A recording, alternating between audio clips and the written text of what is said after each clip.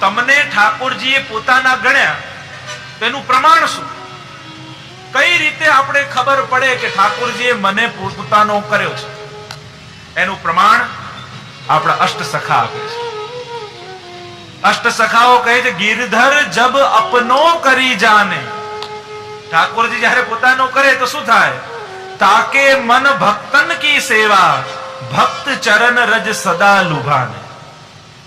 ઠાકોરજીએ પોતાનો કરીને જાણ્યો એનું સૌથી પહેલું લક્ષણ તાકે મન ભક્તન કી સેવા.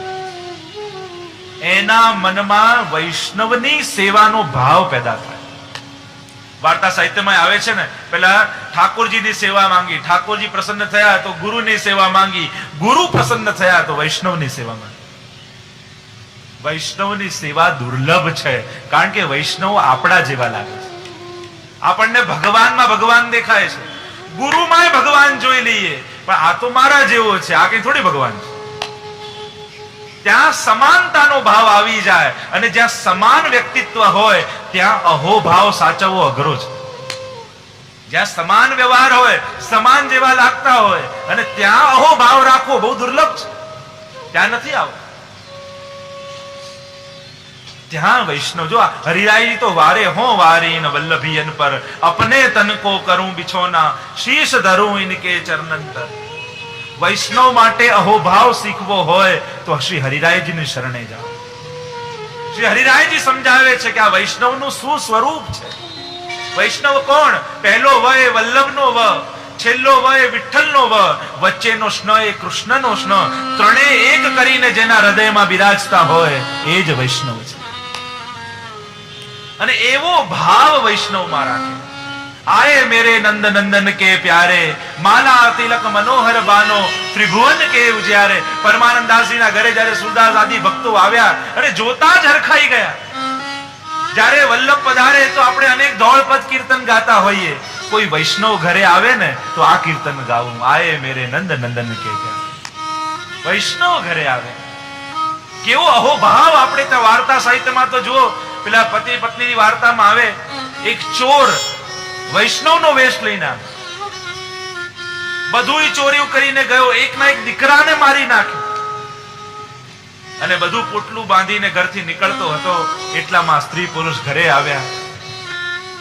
જ્યાં પતિએ કહ્યું કે આ તો ચોર છે, પણ સ્ત્રીએ કહ્યું જુઓ તો ખરા વૈષ્ણવના વેશમાં છે.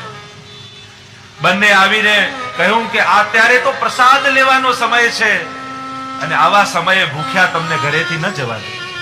હવે વિચાર કરો, જે ચોર કરીને જાય છે, એકના એક દીકરાને મારીને જાય છે, પણ વૈષ્ણવના વેશનો પણ કેટલો આદર રાખે. આ વૈષ્ણવી વેશનો આટલો આદર. હું તો કહું છું, આપણને લોકો વૈષ્ણવ કહે છે ને, એ આપણું બહુ મોટું સન્માન છે. બાકી બધા વિશેષણો આગળ પાછળ જે લગાડે, પણ તમને કોઈ વૈષ્ણવ કહીને બોલાવે છે ને, એનાથી મોટું આ વિશ્વમાં તમારું કોઈ સન્માન નથી. વૈષ્ણવ શબ્દ તો એક ચરમ બિંદુ છે. આપણે વૈષ્ણવ થયા નથી, વૈષ્ણવ થવાની કોશિશમાં છે. જેમ સ્કૂલમાં આપણું એડમિશન થાય કોઈનું, તેને વિદ્યાર્થી કે, પણ ખરેખર ભણતો ના હોય, પણ છતાંય વિદ્યાર્થી કહેવાય છે. એમ આપણે બ્રહ્મ સંબંધ થઈને વૈષ્ણવ થયા કદી થયા નથી. નામધારી વૈષ્ણવ છીએ, અને કોઈ આપણને વૈષ્ણવ કહે છે, એ આપણું બહુ મોટું સન્માન છે. બાકી વૈષ્ણવ થવું એ તો દુર્લભ છે. દયારામભાઈ તો જાણે ખપાટ મારતા હોય એમ બોલ્યા, વૈષ્ણવ નથી થયો તું રે સિદ્ધ ગુમાનમાં ઘૂમે રે, હરિજન નથી થયો તું રે સિદ્ધ ગુમાનમાં ઘૂમે રે, હરિજન જોઈ આંખડી નવ હરકે દ્રવે ન લોચન રાતા રે. કોઈ વૈષ્ણવને જોઈને આંખમાં હરખ નથી થતો તો તું શેનો વૈષ્ણવ? જો અત્યારના સમયમાં ભૂખ્યાને અન્ન આપનારા બહુ છે, ઘણા લોકો છે. બીમારને દવા અપાવનારા ઘણા છે, ઉઘાડાને કપડા આપનારા ઘણા છે. પણ આ કલિયુગમાં કોઈનું સુખ જોઈને સુખી થનારા બહુ ઓછા લોકો છે. પણ મનમાં ખોટું કરવાનો સાહસ નથી એટલે સારા છે, બાકી હૃદયથી સારા નથી. અને ચોરી કરવામાં સાહસ જોઈએ ને. ચોર સુખી થાય છે ચોરીને કારણે નહીં, સાહસને કારણે. સદગુણ જ સુખ આપે, દુર્ગુણ ક્યારે સુખ આપતો નથી. આ જે લોકો સુખી થાય છે એ સુખમાં કંઈક સદગુણ છે, એને કારણે સુખી છે. દુષ્કાર્યો ક્યારે સુખી કરતા? વૈષ્ણવને જોઈને આંખમાં હરખ ન થાય એ કેવો વૈષ્ણવ? વૈષ્ણવતા તો દુર્લભ છે, વૈષ્ણવતા તો પ્રાપ્ત કરવાની છે. તો ઠાકોરજીએ પોતાના કરીને જાણ્યા, ગિરધર જબ અપનો કરી જાને, કરો કૃપા હું કરું વિનંતી પોતાનો કરી જાય, ત્યાં સુધી એ મનોરથ પૂરો થતો નથી. એ ઠાકોરજીને ધરેલો રાજભોગ પ્રભુના ગળા સુધી જ અટકેલો રહે અને વૈષ્ણવના મુખમાં જાય ત્યારે ઠાકોરજીને ઓડકાર આવે કે હા હવે અંદર ગયું. એ મનોરથ તો ત્યારે થયો કે વૈષ્ણવના મુખમાં કણિકા જાય ત્યારે મનોરથ સિદ્ધ થયો.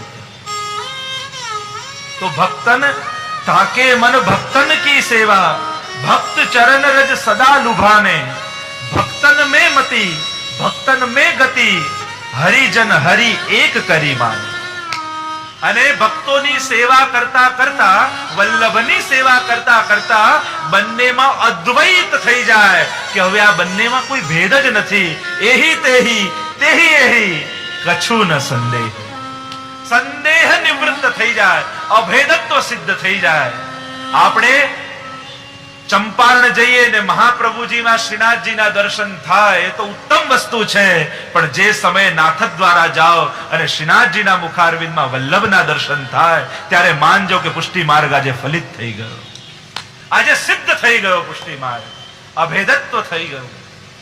શ્રીનાથજીમાં વલ્લભ અને વલ્લભમાં બંને અન્યોન્ય કરીને એક કરીને જાણે ત્યારે માનવું કે આજે ઠાકોરજી મને પોતાનો કરીને જાણે. કૃષ્ણદાસ મન વચ કર્મ કરી, હરિજન સંગ હરિ ઉર આને. અને આવી જ્યારે ઠાકોરજી કૃપા કરે તો શું થાય? હરિ, ગુરુ અને વૈષ્ણવ ત્રણેય હૃદયમાં આવીને બિરાજી જાય. ત્રણેયમાં અહોભાવ અને સમાન ભાવ ઉત્પન્ન થઈ જાય. જો રામાનંદ પંડિત નો પ્રસંગ, ઠાકોરજી અને મહાપ્રભુજીની સેવા તો બહુ ભાવથી કરી, પણ વૈષ્ણવનો અપરાધ કર્યો તો મહાપ્રભુજીએ પણ ત્યાગ કરી દીધો.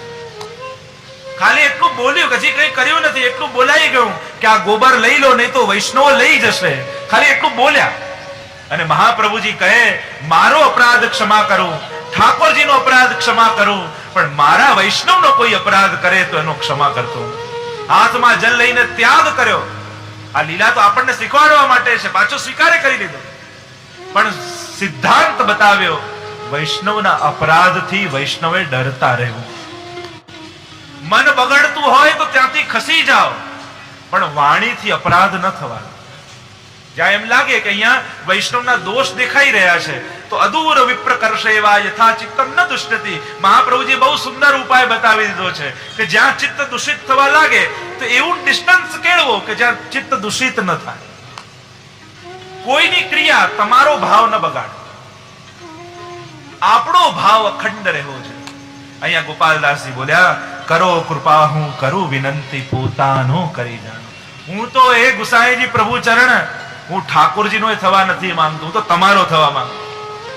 મને આસક્તિ હે ગુસાઈજી પ્રભુ ચરણ આપનામાં છે, કારણ કે જે આપનો થાય છે શ્રીનાથજી તો એને શોધતા શોધતા એના ઘરે આવીને બિરાજી જાય છે. ઠાકોરજી એને ગોતી લે છે. વાર્તા સાહિત્યમાં અનેક પ્રસંગો, નાગજી ભટ્ટની વાર્તા આવે. નાગજી ભટ્ટને આસક્તિ છે શ્રી ગુસાઈજી પ્રભુ ચરણમાં, અનન્ય આસક્તિ છે. ગુસાઈજીના શરણે આવ્યા. શરણે આવ્યા અને ગુસાઈજીએ બ્રહ્મ સંબંધ ગહી સોંપત શ્રી ગોવર્ધનનાથ શ્રીનાથજીની સેવામાં રાખી દીધા.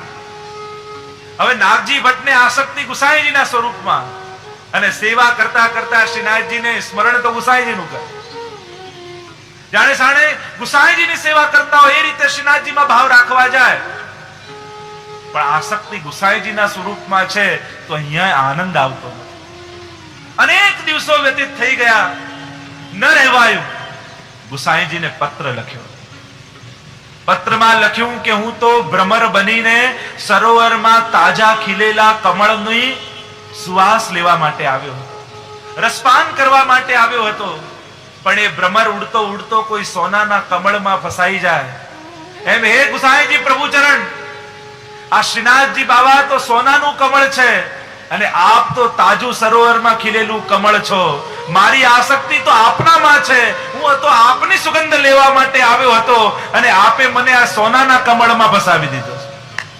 અરે પ્રભુ ચરણ, મારું મન અહીંયા લાગતું નથી, મારી આસક્તિ તો આપના ચરણ કમળમાં છે.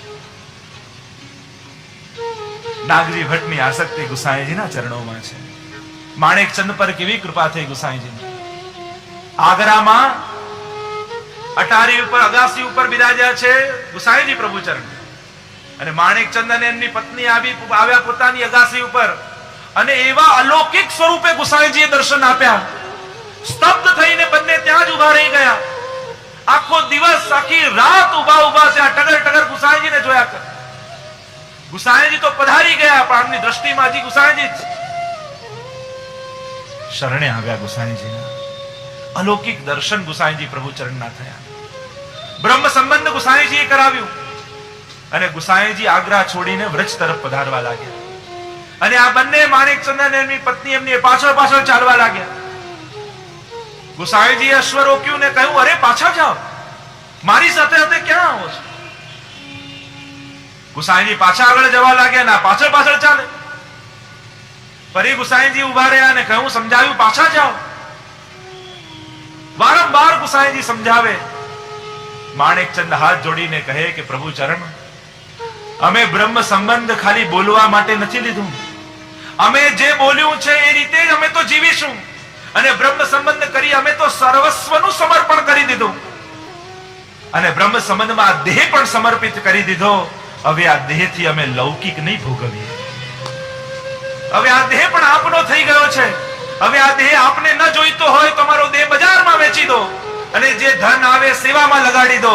બાકી આ દેહથી હવે અમે સંસાર નહીં ભોગવીએ. ગુસાઈજી વારે ઘડીએ સમજાવે, બંને માનતા નથી. બહુ સમજાવ્યા પછી ગુસાઈજીએ વચન આપ્યું, જો હું 5 મહિના બ્રજમાં રહું છું, હું તમને વચન આપું છું, હવેથી 4 મહિના બ્રજમાં રહીશ, અને 1 મહિનો હું પ્રતિ વર્ષ તમારા ઘરે મુકામ કરીશ. અને આવું વચન ગુસાઈજી આપ્યું, અને પ્રસન્ન થતા બંને પાછા પોતાના ઘરે પધાર્યા. એવી આસક્તિ ગુસાઈજીના ચરણોમાં થઈ. આવા તો અનંત પ્રસંગો 252-84 માં છે. ગુસાઈજી પ્રભુ ચરણમાં, ગુસાઈજી જેને પોતાનો કરીને જાણ્યા હોય, તો કૃષ્ણદાસ કહે કે મન વચન કર્મથી જેને ઠાકોરજીએ પોતાનો કરીને જાણ્યા હોય, એના હૃદયમાં હરિ, ગુરુ ને વૈષ્ણવ ત્રણેયનો સમાન ભાવ રાખી એના હૃદયમાં બિરાજી.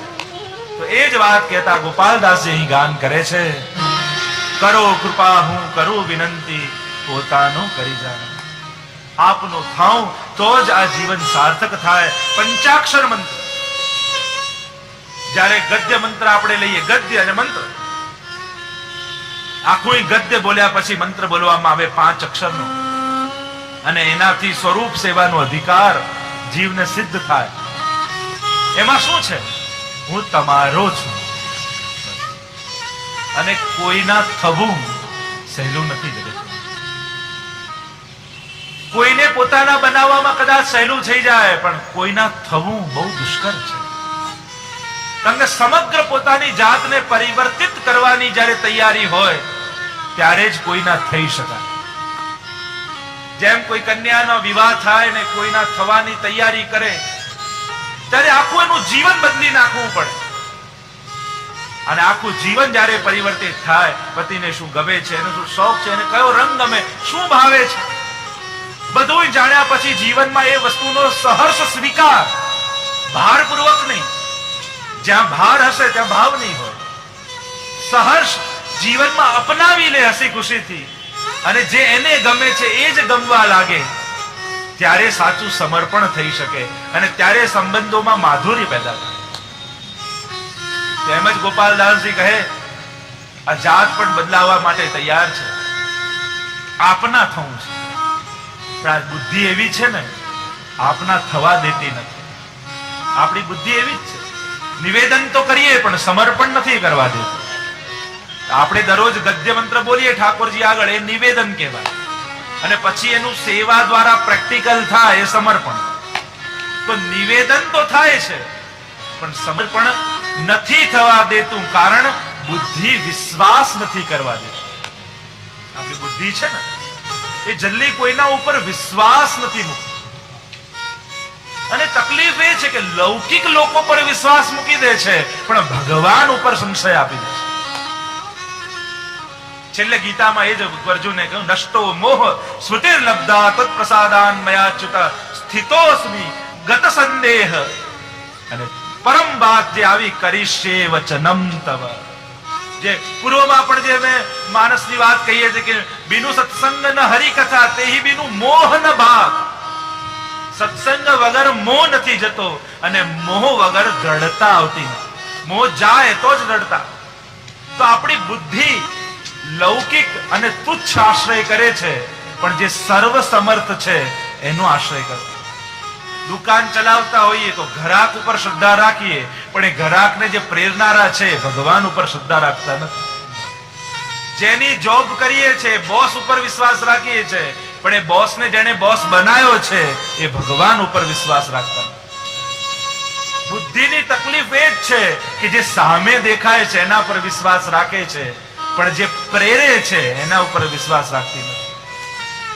બુદ્ધિને જે સામે દેખાય એના પર જ વિશ્વાસ આવે. અને ભગવાનની પ્રતિજ્ઞા છે, બધુંય કરીશ પણ તારી સામે નહીં આવે.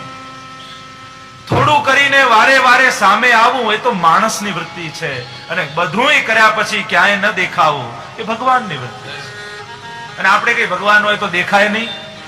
અરે નથી દેખાતો એટલે જ ભગવાન છે. જો વારે ઘડીએ દેખાવા લાગશે બધું કર્યા પછી એ ભગવાન નહીં. જે બધુંય કર્યા પછી ક્યાંય ન દેખાય એ જ ભગવાન. એની ભગવત્તા જેમાં છે.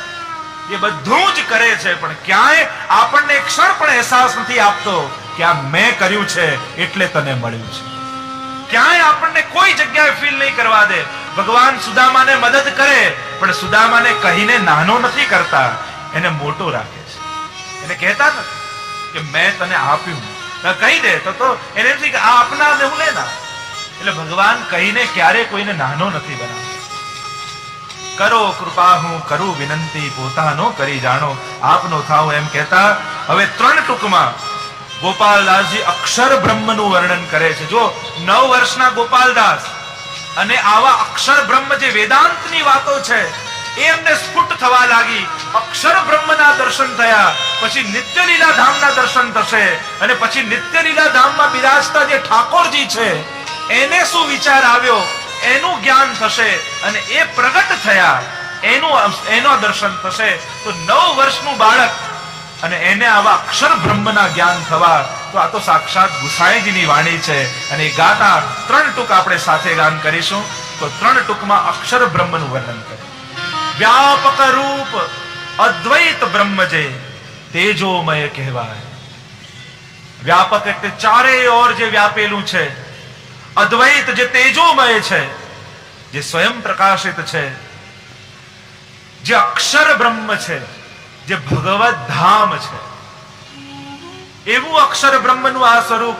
આર્ય પંથ અધિકારી મુનિજન, જે વેદને માનનારા વિદ્વાનજનો છે, ઋષિજનો છે, મુનિજનો છે, તે આ અક્ષર બ્રહ્મમાં લીન થાય છે. અક્ષર આદિ અખંડ અનંત અનુપમ, ઉપમા કહી ન જાય. અક્ષર બ્રહ્મ કેવું છે? અખંડ છે, અનંત છે, એની ઉપમા કહી શકાય એમ નથી. વિરાટ છે, વિશાળ છે. અસ્તિ વસ્તુ સહુ કો મળી બોલે, નિગમ નેતિ નેતિ ગાય. જેનું વર્ણન થઈ શકે નહીં. વેદો પણ નેતિ નેતિ જેને કહે છે એવું એ ભગવત ધામ છે. નિર્ગુણનો નિર્દેશ અટપટો, રસનાસી પેરે કહીએ. અને તો નિર્ગુણ અને નિરાકાર છે, તો આ વાણીનો પ્રયોગ કેમ કરવું? રૂપ વર્ણ વપુ દ્રષ્ટ પદાર્થ, ત્યાં એકો નવ લઈએ. ત્યાં રૂપ નથી, વર્ણ નથી, વપુ દેહ નથી, દ્રષ્ટ કોઈ પદાર્થ નથી, કોઈ આકાર નથી, ત્યાં એકો નવ લઈએ. એ નિરાકાર છે જે અક્ષર બ્રહ્મ છે. અને એવું આ અક્ષર બ્રહ્મનું સ્વરૂપ, એમાં પુરુષોત્તમ ભિન્ન છે, જે અક્ષર બ્રહ્મની અંદર બિરાજે. જે ભગવદ ગીતાનું વચન, યસ્માત અક્ષરમતીતો અહમ અક્ષરાદપી ચોત્તમ અતોસ્મિ લોકે વેદે ચ પ્રથિતઃ પુરુષોત્તમ. 3 બ્રહ્મના સ્વરૂપ કયા? ક્ષર, અક્ષર અને પુરુષોત્તમ. ક્ષર એટલે આ નાશવંત જગત જે ભગવાનનું આદિ ભૌતિક સ્વરૂપ છે. અક્ષર એટલે હૃદયમાં બિરાજતો અંતર્યામી, યા અક્ષર ધામ જેને કહે છે કે જે ભગવત ધામ છે. જેમાં પુરુષોત્તમ બિરાજે છે. અક્ષરાદપિ ચોત્તમ અતોસ્મિ લોકે વેદે ચ પ્રથિત પુરુષોત્તમ. અને એ પુરુષોત્તમ ઈશ્વર સાક્ષાત બ્રહ્મ આ અક્ષર બ્રહ્મમાં બિરાજે છે. તો મોટા મોટા મહાપુરુષો અક્ષર બ્રહ્મ સુધી પહોંચી શકે છે, એમાં લય થાય છે, પણ એમાં બિરાજતા પુરુષોત્તમને ઓળખી શકતા નથી.